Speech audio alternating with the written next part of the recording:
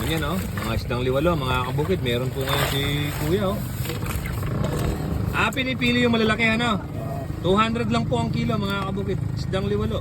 Yan yung malinamnam yan. Masarap yan. Sa iba, Martinico ba sa Tagalog po? Martinico, yung pala yung tawag nila sa Tagalog. Sa Kapampangan po kasi liwalo. Dami, 200 lang po ang kilo, ha. Meron po ngayong araw na to, December 15, 2025 po yung date natin ngayon. Meron pong Martinico si Kuya. Araw-araw ba Kuya meron kang ganyan? Meron? Kahapon meron din, baka bukas, baka pagpunta nila. Baka wala, mapagalitan tayo. Meron daw po. Puntahan nyo lang dito sa San Agustin, si Ate Jo. Ayun, Ate Jo, ano, agree ka doon? Meron? Meron daw. Meron daw. Bakit daw? Lulusong yata, lulusong. Ayan, meron daw po. Oy, mga professional lang po yung gumagawa ng ganito, ano? Kasi matinik po yan. Oo, yung liwalo or martinico.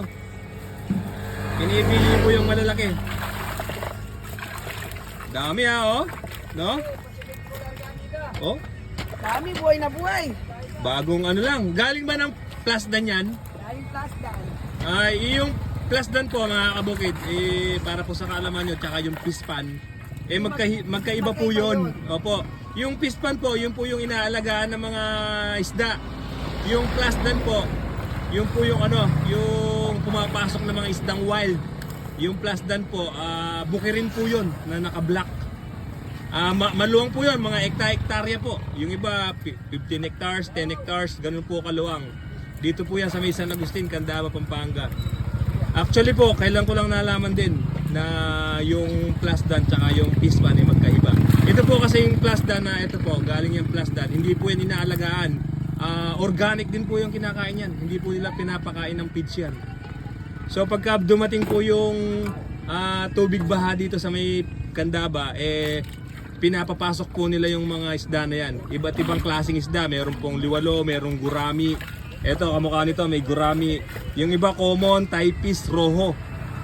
Yun po yung mga pumapasok. Tapos, pag pumasok sila doon, bahala na po silang lumaki doon. Sila na yung magbubuhay sa sarili nila. Hindi kamukha sa pispan. Ano po, sila po yung inaalagaan na isda, kamukha ng tilapia. So ito po, pinipili nila yung malalaki. Ayan o, malalaki. 200 lang po ang kilo nito. Isdang liwalo. Dito lang yan sa may San Agustin, Candaba, Pampanga. Ano, sobra pa? Sobra, kuya. Ano, malakas pa rin. Ito, dami pa rin, oh. Oy! Professional lang yung gumagawa niya, matinik yan. Yun, sa kilo. Di ka natitinik, kuya? Ayun, kuya.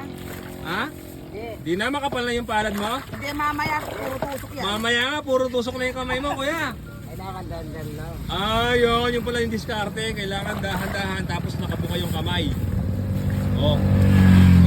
Galing naman talaga ni kuya, ya. Professional lang yung gumagawa nun. Dapat dahan-dahan, kuya. Dapat dahan-dahan pala yung isdang liwalo o martinico sa Tagalog, sa Kapampangan, liwalo. Dami, 25 kilos yan.